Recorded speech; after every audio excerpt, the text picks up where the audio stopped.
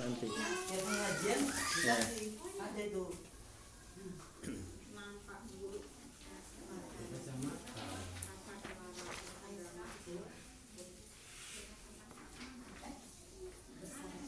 Ini bisa besar nih.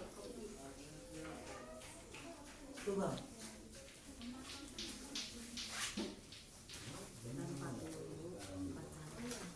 Kasihan. Bisa juga nggak apa-apa ibadah ini.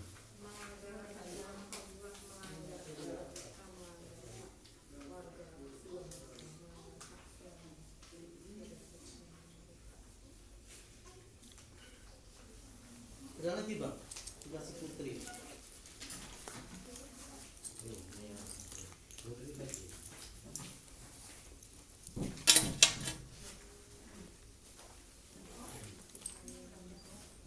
Kasihan Bu ya.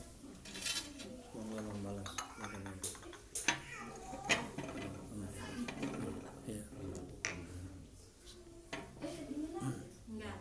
Enggak ada nomor 1 nomor 2.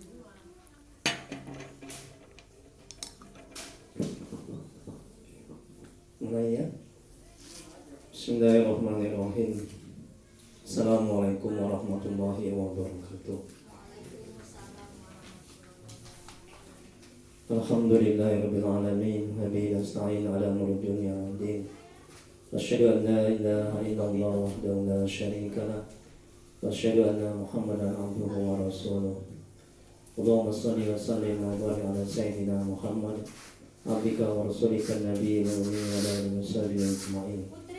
Rabbi ishrah li sadri wa yassir li amri wahlul min lisani yafqahu qawli. Rabbana zidna ilma warzuqna fahma waj'alna minas sholihin.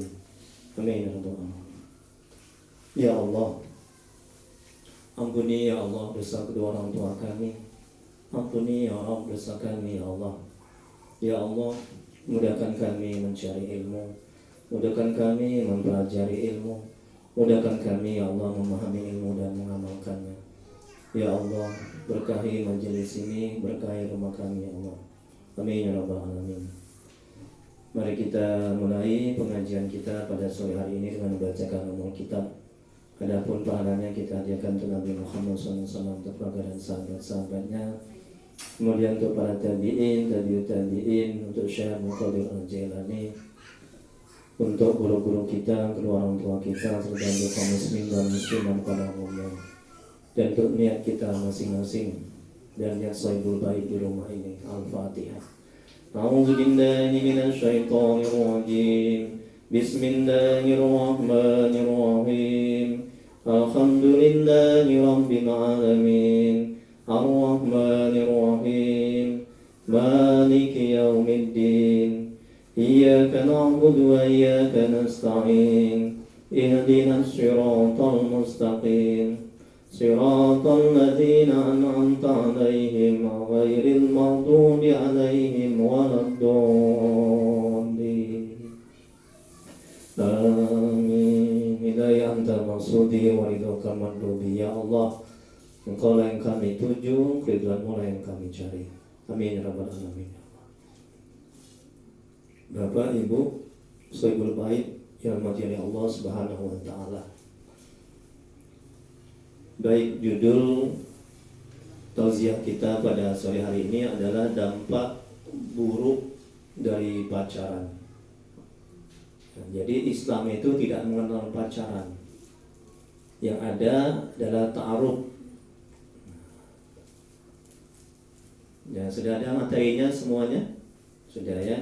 Jadi setiap saya ngisi pengajian, ya baik di Masjid Al-Fajar juga, untuk kajian Al-Hikam manajemen hati, ya setiap hari Sabtu minggu kedua.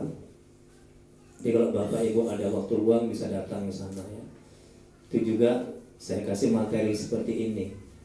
Jadi ilmu itu mesti ditulis, dicatat. Kalau enggak dia lupa, ya kan Bu? Ya. Nah, gitu. Jadi kalau gini kan nanti kalau setelah pengajian dibaca lagi. Nah, nanti kalau ada yang nggak paham ditanyakan. Nah, ini saya wakafkan materi ilmu saya ini untuk Bapak Ibu semuanya. Semoga bermanfaat dan bisa menjadi bekal nanti Ibu kembali ke kehadiran Allah Subhanahu wa taala. Nanti kalau saya meninggal dunia, nanti pahalanya terus ngalir ke saya. Jadi wakaf itu tidak berhenti dia, lain sama sedekah. Ya niat saya itu aja ya. Nah, baik, dampak buruk pacaran. Ya, pacaran dilarang oleh agama Islam dan haram hukumnya. Berdasarkan nas Allah berfirman Quran surah Isra ayat 32. Allah berfirman dalam Al-Quran, dan janganlah kamu mendekati zina.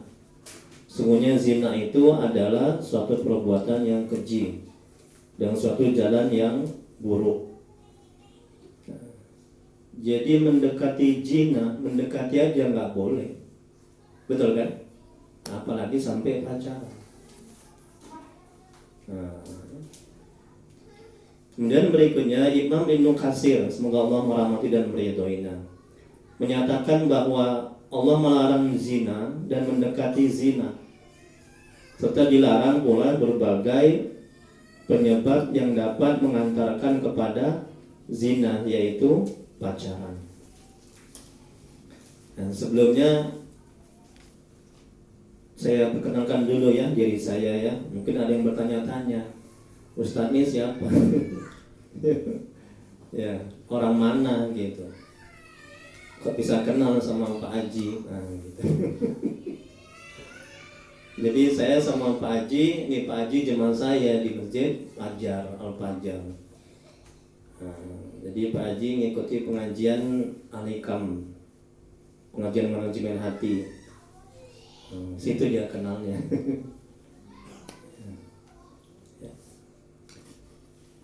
Jadi manajemen majelis taklim manajemen hati. Di rumah saya ada pengajian setiap hari Ahad ba'da maghrib. Kalau Bapak Ibu ada waktu luang silakan datang, gratis. Kajian Al-Hikam manajemen hati. Setiap hari Minggu. Nanti ini kan hari Minggu kan Ahad kan, ba'da maghrib sampai menjelang Isya. Alamatnya di mana? Di samping Tapian Daya PRSO, di samping Rumah Sakit Hermina. Bu tahu Masjid Hermina, Bapak? Oh nggak tahu ya? Di Jalan Asrama, di Jalan Gatot Subroto. Tapian Daya tahu? PRSO? Oh nggak tahu juga, ya nggak apa-apa. Ditanya semua bapak-bapak. Ya nanti bisa kan ada nomornya ini kan, nanti bisa ditelepon, ya ditunggu di sana. Ya Ustadz Riyudian Sanika SSM Home, dosen tetap UIM, dosen terbaik 2009. Jadi kalau kita terampil manajemen hati, kita akan menjadi yang terbaik.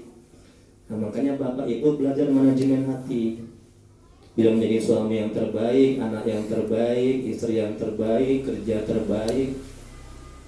Karena hidup kita ini bergantung kepada sejauh mana kita menata hati kita.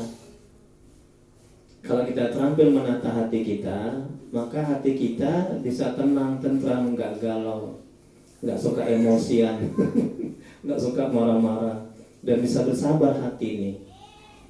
Nah, itu ya. Jadi, ayo belajar manajemen hati, kita perhatikan. Kemudian juga Santri Al-Amin Madura, Jawa Timur. Jadi saya mondok di Madura. Bapak Ibu ada yang sudah pernah ke Madura, Jawa Timur? Saudara ada? Enggak ada ya? Jauh ya? Ya. Madura, Jawa Timur. Kemudian mengajar Al-Quran, tasawuf, fikih, ruqyah, muhasabah, dan bahasa Inggris, tauhid juga ya. Di sini juga saya ada berdakwah di Facebook, ya, di Instagram, di YouTube.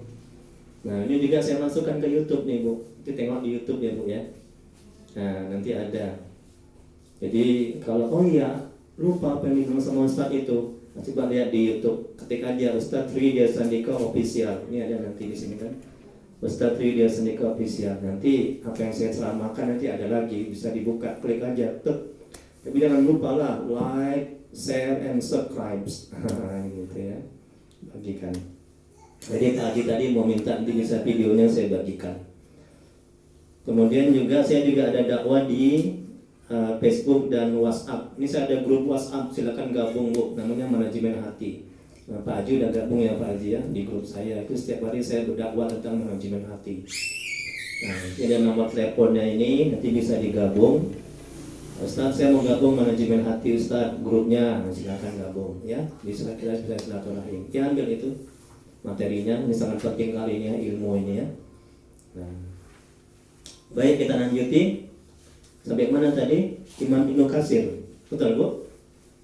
Ya, jadi Imam Ibnu Katsir, semoga Allah merahmati dan meridhoinya, menyatakan bahwa oh ya, sampai di sini ada pertanyaan tentang saya? Oh enggak ya, alhamdulillah. Nah, rumahnya di jalan di Ampera 1 atau Ampera 2, Tapendaya. Nah, di samping rumah sakit Hermina. Nah, patok aja rumah sakit Hermina aja. Di situ nanti saya jemput dari situ. Kan enak kan, nah Ustaz jemput jemaah, wow praktek berkah.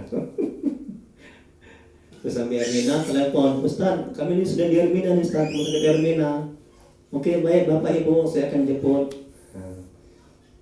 Nah, jemaah saya yang lain mereka udah langsung datang karena mereka udah tahu. Ada lagi pertanyaan Bu? Cukup ya? Oke, kita lanjut ya. Nah, jadi Imam Ibnu Katsir, semoga Allah merahmati dan meridhoinya, menyatakan bahwa Allah melarang zina dan mendekati zina, serta dilarang pula berbagai penyebab yang dapat mengantarkan kepada zina, yaitu pacaran. Nah, jadi pacaran itu mengantarkan kita kepada zina. Itu dilarang sama Allah. Nah, kemudian berikutnya Syekh Abdul Rahman As-Sa'di, semoga Allah merahmati dan meridhoinya, dalam kitab tafsirnya menjelaskan larangan dalam ayat ini adalah larangan untuk mendekati zina. Nah, larangan mendekati saja tidak dibolehkan, apalagi sampai melakukan zina itu sendiri. Nah, mendekati aja pun nggak boleh kata Allah, apalagi sampai melakukan. Nah, ya. Di larangan mendekati zina ini meliputi larangan melakukan berbagai pendahuluan. Apa pendahuluannya? Apa Bu? Pak? Pacaran dan perantara menuju zina. Ya. Dalam hadis disebutkan Rasulullah SAW bersabda, siapa saja yang berkeliaran sekitar tanah batasan, pelan-pelan ia akan masuk di dalamnya. Di Sahih Bukhari dan Muslim, semoga Allah merahmati dan meridhoinya. Nah, jadi kalau bisa kita mendekati, kita akan terjerumus. Kalau kita dekat karaoke, kita akan masuk. Kalau kita dekat diskotik, kita akan masuk. Makanya nggak boleh dekat-dekat. Kalau kita dekat-dekat sama orang sedang minum minuman keras, kita akan termasuk. Kalau kita pacaran, kita akan termasuk. Itu dia. Ya. Kemudian berikutnya dari Ibnu Abbas, semoga Allah merahmati dan meridhoinya, berkata, aku mendengar Nabi berkhutbah. Rasulullah SAW berkata, jangan sekali-sekali seorang laki-laki berkhalwat dengan seorang perempuan kecuali beserta ada mahramnya. Tengok kan kata Nabi, dua-duaan itu nggak boleh, laki-laki perempuan berdua-duaan. Yang namanya pacaran berapa orang Bu? Pak? 2 orang. Itu dilarang sama Allah sama Nabi. Nah, ya. Yang ketiga siapa? Setan. Nah, jadi setan itu menghiasi si perempuan, ya, sehingga si laki-laki tertarik untuk menyentuh, melihat dengan nafsu, dengan syahwat. Kemudian kata Nabi, ya, kecuali beserta ada mahramnya, dan janganlah seorang perempuan melakukan musafir kecuali beserta ada mahramnya. Ini riwayat Bukhari dan Muslim. Semoga Allah merahmati dan meridhoinya. Ya, berdua-duaan apalagi di tempat gelap, ya, Tempat terang aja nggak boleh, apalagi tempat gelap. Kemudian berikutnya Nabi memperingatkan berbagai perantara menuju zina. Dari Abu Hurairah, semoga Allah merahmati dan meridhoinya, Nabi bersabda, Rasulullah SAW bersabda, setiap anak Adam telah ditakdirkan bagian untuk berzina, dan ini suatu yang pasti terjadi, tidak bisa tidak. Zina kedua mata adalah dengan melihat. Tengokkan Bu, ini kata Nabi. Nah, pacaran dua-duaan, lihat melihat, saling melihat, timbul syahwat, timbul nafsu. Nggak mungkin tuh nggak timbul syahwat, nggak timbul nafsu. Itu udah zina mata itu. Ya, udah dosa. Nah, kalau udah begitu kan nggak mungkin nggak pegangan, betul Bu? Udah dosa lagi. Nah, makanya jemaah saya itu banyak kali yang curhat di WhatsApp grup itu manajemen hati. Saya ngisi kemana-mana. Itu aja problemnya. Ustaz, kenapa anak saya kok bercerai? Kenapa anak saya kok berantem aja rumah tangganya? Kenapa anak saya kok nggak harmonis? Ya, karena pernikahan yang suci, yang fitrah itu diawali dengan maksiat dan dosa. Jadi kalau sesuatu yang fitrah, yang suci diawali dengan maksiat dan dosa, dengan pacaran, dipegang. Nah, ini baru-baru ini Ibu dengar berita di Ponorogo, Jawa Timur. Itu lebih kurang 100. Berapa Bu? Lebih kurang 100 ya, anak SMA, SMP. Itu sudah tidak perawan ya Bu ya. Sudah hamil, kemudian nikah. Coba bayangkan ngerinya itu, pacaran itu. Nauzubillah. Ya. Nah, jadi nggak heran kalau rumah tangganya berantakan, sering cekcok, nggak harmonis. Ya karena diawali dengan tadi perbuatan-perbuatan dosa. Nah, dia juga yang curhat, Ustaz, nah, anak saya ada yang menyukai, dia non muslim. Waduh, apalagi non muslim. Ya, kalau benar-benar dia suka sama anak bapak, dia masuk Islam dulu, belajar agama dulu, dia bisa sholat dia dulu, ya harus betul-betul dia dulu mencintai Islam, menyukai Islam dari lubuk hatinya yang paling dalam. Ya. Jangan dia masuk Islam karena anak bapak. Dikhawatirkan nanti anak bapak nanti yang ditarik ke non muslim, nauzubillah. Itu juga sudah banyak terjadi.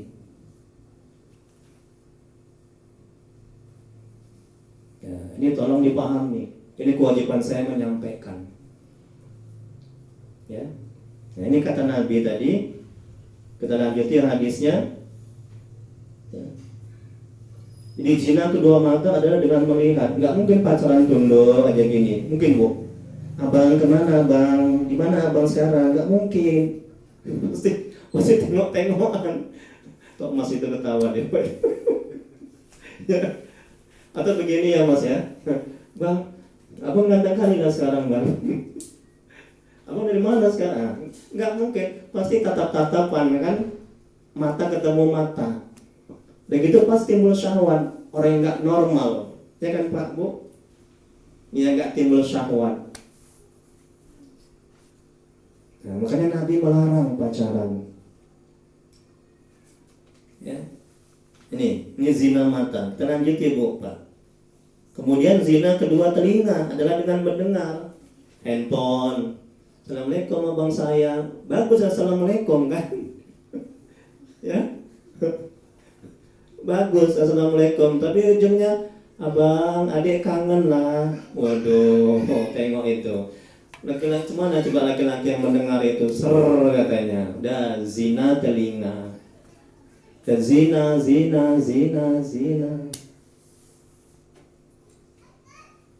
Ya. Kemudian berikutnya zina lisan adalah dengan berbicara. Nah, zina tangan adalah dengan meraba, menyentuh. Udah pasti. Nah, zaman sekarang udah banyak kali hamil duluan baru menikah. Betul, Bu? Nauzubillah. Ini akibat pacaran ini. Ya. Kemudian berikutnya zina kaki adalah dengan melangkah. Zina hati dan melangkah aja menuju ngapel. Bapak, Bu, minta izin ya, mau kemana? Mau ngapel malam minggu. Oh, ibu bapak yang izin nih. Ibu bapaknya kena dosa gitu. Dia melangkah tak tik ke rumah pacarnya, ya, untuk berbuat zina itu. Walaupun cuma duduk aja berdua nonton TV, ya nggak mungkin tangannya nggak kemana-mana. Ya nggak mustahil kalau dia nggak nafsu. Itu zina melangkah, dengan melangkah. Kemudian zina hati adalah dengan menginginkan dan berangan-angan. Hati timbul rasa sayang, cinta, langsung sel gitu ya. Dan lalu kembalilah, kemaluanlah yang nanti akan membenarkan atau mengingkari yang demikian. Di surat Muslim, semoga Allah merahmati dan meridhoinya. Dan baru kemaluan. Nah, setelah itu apa? Baru berzina bersetubuh. Nauzubillah. Ya, ini hadis Nabi. Kemudian berikutnya zina itu disebut fahisyah, yaitu perbuatan melampaui batas dan keji, karena dianggap jelek oleh syariat, akal dan fitrah. Kerusakan zina adalah, nah ini tolong Pak Bu perhatikan, ini kerusakan yang diakibatkan oleh zina, diakibatkan oleh pacaran. Ya, yang pertama melanggar aturan Allah. Ya, Allah melarang pacaran, tapi dia buat pacaran, ini melanggar. Dia sudah dapat dosa. Terus yang kedua melanggar hak wanita. Hak wanita itu dilindungi, ya, jangan dirusak. Nah, jadi dengan maaf mengambil keperawanannya itu, ya, kan sudah mengambil hak wanita itu, melanggar hak wanita. Kemudian ada yang ditinggal begitu aja. Nauzubillah. Kemudian berikutnya melanggar hak keluarga si wanita, keluarga jadi malu, betul kan? Nah, kalau sudah hamil duluan, keluarga yang malu, ya. Si perempuan malu, keluarga malu. Kemudian berikutnya melanggar hak suami jika sudah bersuami. Jadi kalau sudah begini, si istri sudah nggak ada harga dirinya karena pacaran.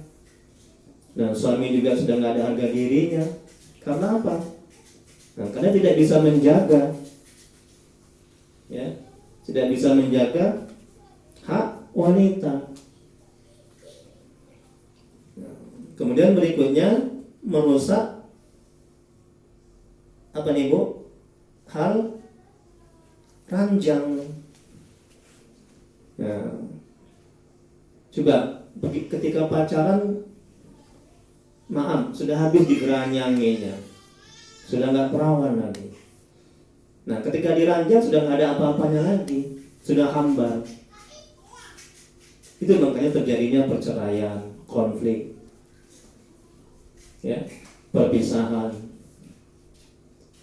Nah, ini penting manajemen rumah tangga. Jadi kalau rumah tangga ingin sakinah mawaddah warahmah, jangan didahului dengan pacaran. Jadi pacaran itu sumber dari kehancuran dalam rumah tangga. Saya saksi hidup, banyak kali jemaah saya yang curhat, yang konflik. Saya sebagai penengahnya, Ustaz, tolong Ustaz, datang ke rumah Ustaz. Ada apa Pak? Kami mau bercerai. Tengok tuh Pak Haji. Tolong Ustaz, Ustaz sebagai penengah, Ustaz sebagai penasehat. Datang saya ke rumahnya, saya nasihati, Bapak, Ibu saya kumpulkan, ayo keluarga dari pihak Bapak, dari pihak suami, ayo keluarga dari pihak istri, kumpul. Nah, saya sebagai pendengarnya, istri kenapa, suami kenapa, cerita. Gini. Nah, istri salah, suami salah. Itu. Karena mereka damai. Ini akibat diawali dengan pacaran. Jadi berantem, tengkar. Jadi keluarga itu nggak harmonis. Jadi istri juga merendahkan suami, nggak ada harga dirinya lagi sebagai suami. Karena hak-hak wanita itu nggak dijaga. Begitu juga dengan suami. Istri sudah nggak ada lagi harga dirinya. Karena apa? Nah, karena dia sudah rela jadi pegang-pegang, begini segala macam. Nah, jadi keretakan dalam rumah tangga, ya itu diawali dengan pacaran, dengan perzinahan, dengan kemaksiatan. Makanya nggak turun keberkahan. Apa arti berkah? Berkah itu adalah kebaikan. Berkah itu adalah bertambah. Rumah yang di rumah tangga didahului dengan pacaran, siap-siap tidak akan datang, tidak akan turun keberkahan dari Allah Subhanahu Wa Taala. Karena Allah, demi Allah nggak ridho, Allah nggak senang. Ya, Allah murka, Allah marah. Ya, hambanya yang membangun suatu rumah tangga didahului dengan pacaran, dengan kemaksiatan, dengan perzinahan. Nah, nanti jemaah saya nanti tengok nanti di YouTube nih. Nah, jemaah saya juga banyak yang belum menikah. Ustaz, carikan jodoh lah Ustaz. Ustaz, carikan jodoh lah Ustaz. Banyak kali.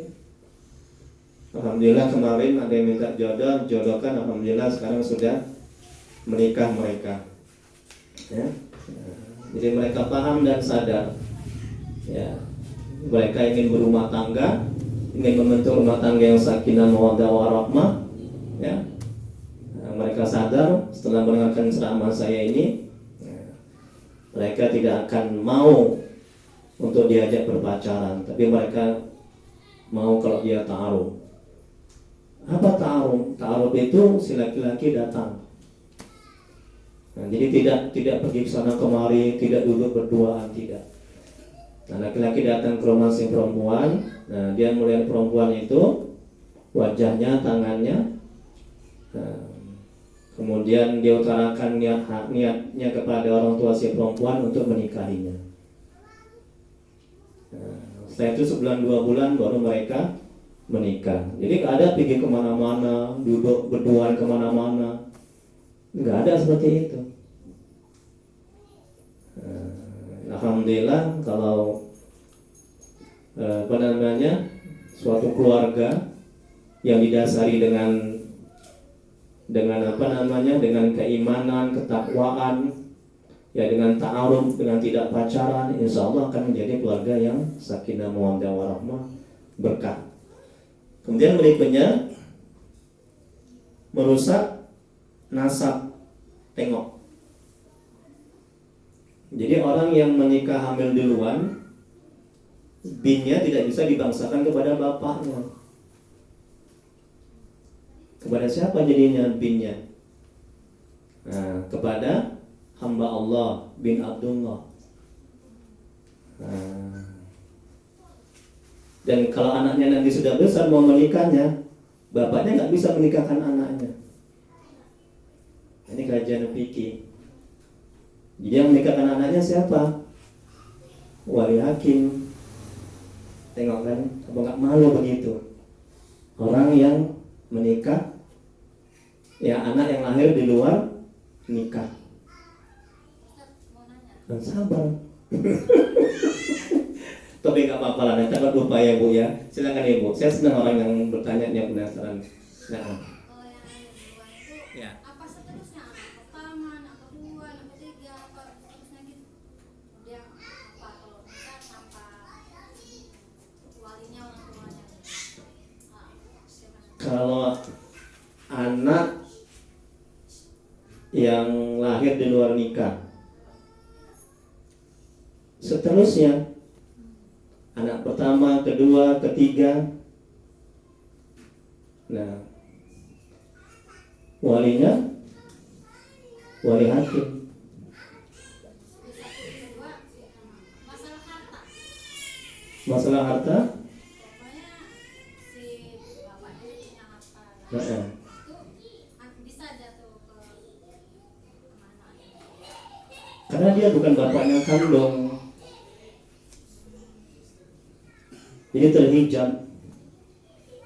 Walaupun perempuan atau laki-laki Iya, sama. sama.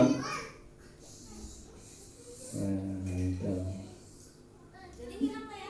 Ya, Jadi apa DP-nya nggak dapat lah ya. terhijab. Karena apa? Karena dia bukan orang tua kandung. Artinya pernikahan mereka itu, artinya anak mereka itu bukan anak yang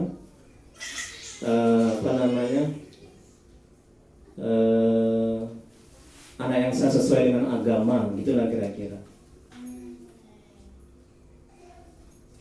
Jadi anak itu lahir sebelum mereka menikah secara sah secara agama. Nah, jadi ketika si perempuannya hamil, nah mereka baru menikah. Itu makanya itu dikarenakan apa, Bu? Pacaran. Saya pernah kejadian, cuma saya minta pendapat, minta nasihat. Gimana nih Ustaz, anak saya mau menikah Ustaz. Kami hari itu pacaran kebablasan. Saya sama suami saya berhubungan badan. Kemudian hamil saya. Sudah berapa bulan, kan nggak nampak perutnya. Kami nikah. Dan sekarang anak saya yang paling besar ingin menikah. Nanti bagaimana walinya Ustaz? Kan malu nanti, betul kan? Kalau yang nikahkan itu wali hakim, bukan bapaknya kandung. Nah, jadi karena ini sudah, ya ibu banyak aja bertobat, jangan diulangi lagi ya Bu ya. Ya harus harus dikasih pemahaman sama wali hakimnya, kasih keterangan. Ya. Gitu. Kalau misalnya bapaknya kandung yang nikahkan, nggak sah nikahnya. Ini sebagai pelajaran buat kita, ya. Nah, sebelum terlanjur ke sana, dijagalah anak kita. Jangan sampai berpacaran. Ya, kemudian berikutnya,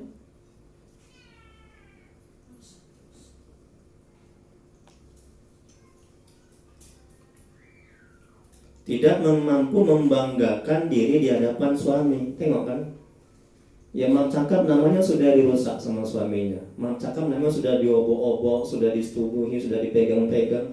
Udah nggak ada lagi harga dirinya. Nggak bangga jadi perempuan itu.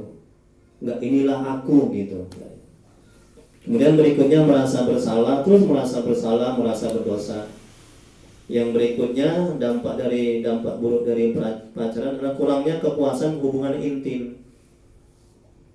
Ya, ini untuk mendekati paham, kalau ada baju baru kita pakai kan udah longgar.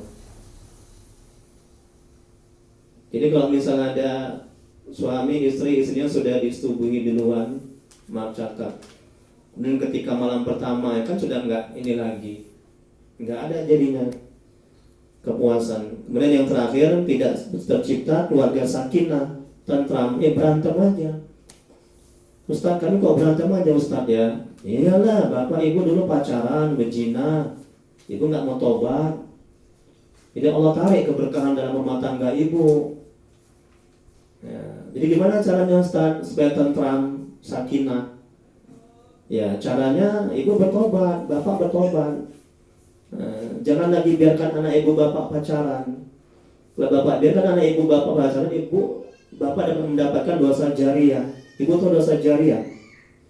Dosa jariah itu ibu terus dapat berdosa, terus dapat dosanya. Itu namanya dayus itu. Nggak ada kecemburuan sama si anak pacaran dibiarkan, dia orang tuanya mendapat dosa, anak dapat dosa, orang tuanya juga dapat dosa.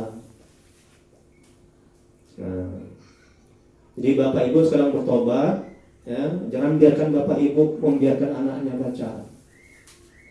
Kalau bapak ibu membiarkan anak pacaran, nanti keluarga ibu akan berantakan, nggak akan tenang nanti. Kemudian berikutnya mawaddah, kasih sayang. Nggak ada kasih sayang, ya itu tadi bertengkar, masalah kecil lagi yang menjadi masalah besar. Nah, kemudian warahmah, sakinah, mawaddah, warahmah itu adalah rahmat. Nggak turun rahmat Allah, kasih sayang Allah, bantuan Allah, pertolongan Allah. Ya, jadi keluarga yang neraka. Ya.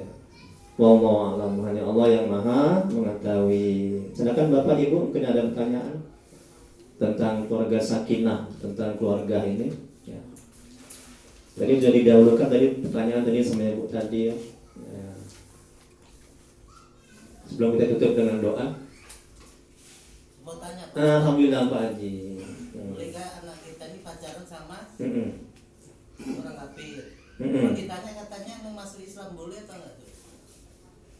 Tadi di awal sudah dijelaskan, ya. Yang pertama, pacaran sendiri juga sudah dilarang sama Allah, haram hukumnya. Yang ada dalam Islam adalah ta'aruf. Ya, ta'aruf itu adalah si laki-laki datang ke mengenalkan, ya, datang ke perempuan, dia bicara sama orang tua si perempuan, bahwasanya dia ingin melamar dan menikahi anaknya itu. Dan si laki-laki hanya bisa melihat wajah dan tangannya. Dan mereka nggak boleh kemana-mana berduaan karena belum resmi suami istri. Itu yang pertama. Terus yang kedua, yang non muslim. Ya. Non muslim kalau ada tertarik dengan muslim wanita, ya nggak apa-apa, ya hak dia suka, betul kan? Nah, tinggal lagi kalau memang dia serius, tidak boleh pacaran. Ya. Kemudian dia mesti masuk Islam dulu. Dan masuk Islamnya itu tidak boleh karena si gadis. Harusnya dia memang betul-betul ingin masuk Islam dalam hati dia. Kemudian dia belajar Islam, harus bisa sholat dulu, bisa ngaji, dia disunat, ya. Ya mesti disunat, Bu. Kalau nggak dia membawa najis terus kemaluannya. Ada nih konak.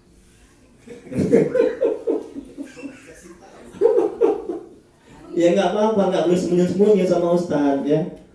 Dan Ustadz juga nggak boleh bilang sama yang lain, haram hukumnya, dosa besar Ustadz. Nah, yang boleh aib kita bicarakan kepada siapa? Kepada tiga, kepada seorang Ustadz, kepada orang tua, dan kepada hakim kalau kita mau bercerai. Boleh. Ya kalau ibu nggak bicara keburukan, aib, ya saya nggak tahu, betul kan? Bagaimana saya memberikan solusi? Nah, jadi tadi yang kedua tadi, kalau dia non muslim, ada tertarik dengan seorang wanita yang muslim, ya tanya dulu betul-betul tertariknya karena si wanita mau masuk Islam, apa karena yang lain? Kalau karena wanita dia mau masuk Islam, itu berarti niatnya sudah nggak benar, betul? Betul kan? Nanti dikhawatirkan ketika dia masuk Islam, dia ditarik lagi si perempuan ke agama dia yang semula. Nah, itu juga yang banyak kejadian.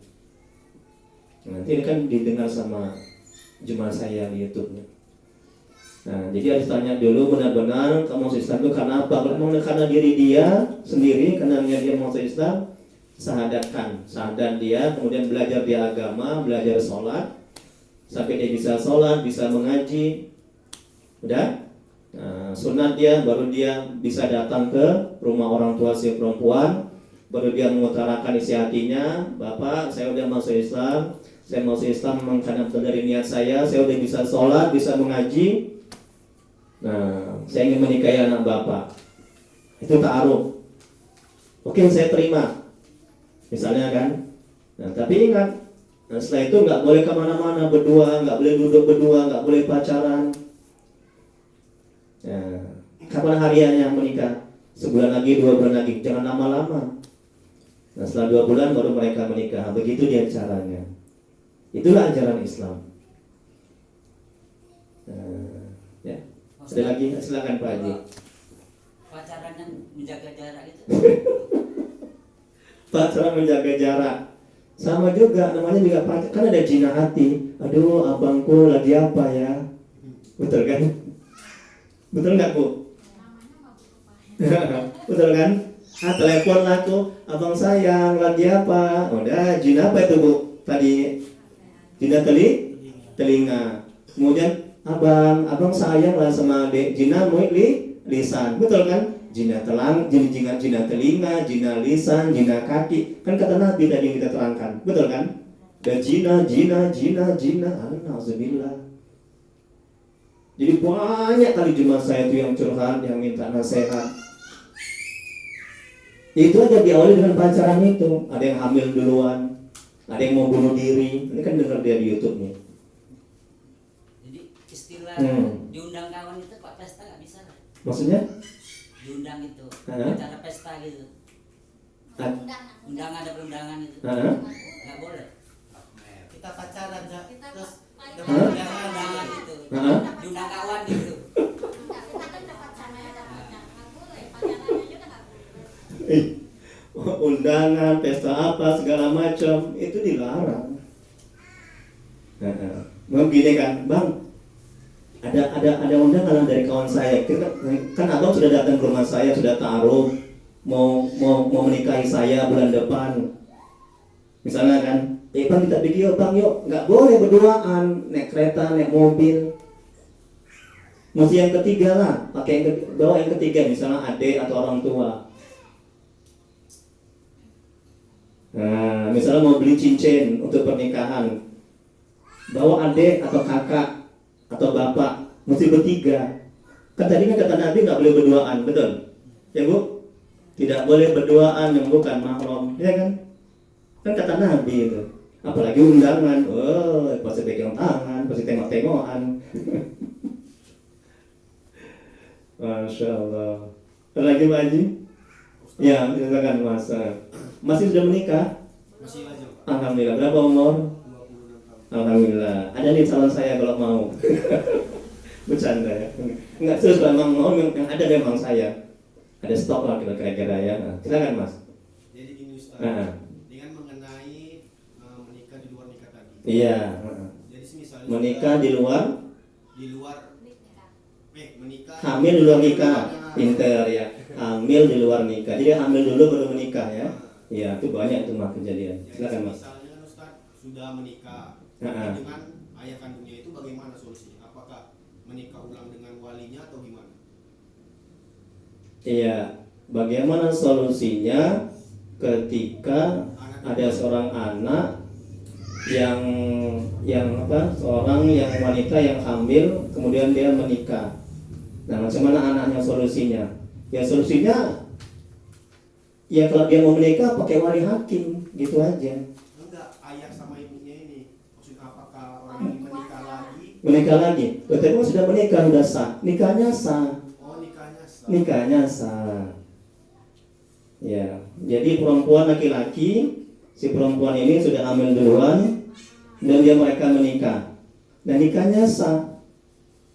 Ya, jadi orang yang hamil dinikahkan, nikahnya sah sepanjang rukun syaratnya dipenuhi. Apa rukun nikah? Ada wali, ada 2 orang saksi yang adil, ada ijab qabul, ada mahar. Kan itu syaratnya kan? Betul Bu?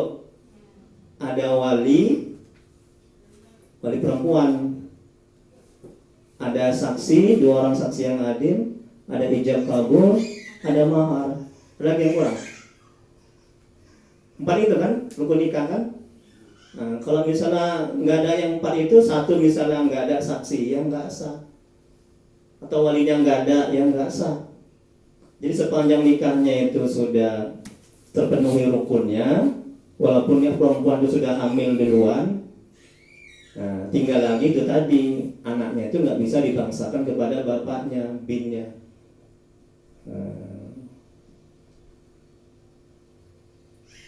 Jadi misalnya Budi bin bapaknya Budi, misalnya anaknya si Anto, bukan Anto bin Budi, tapi Anto bin Abdullah, hamba Allah. Gitu. Ada lagi yang lain? Iya, silakan. Masalah mahram itu. Iya. Berpergian. Jadi kalau orang yang berpergian umroh itu Mm-mm. nggak suami istri itu gimana, boleh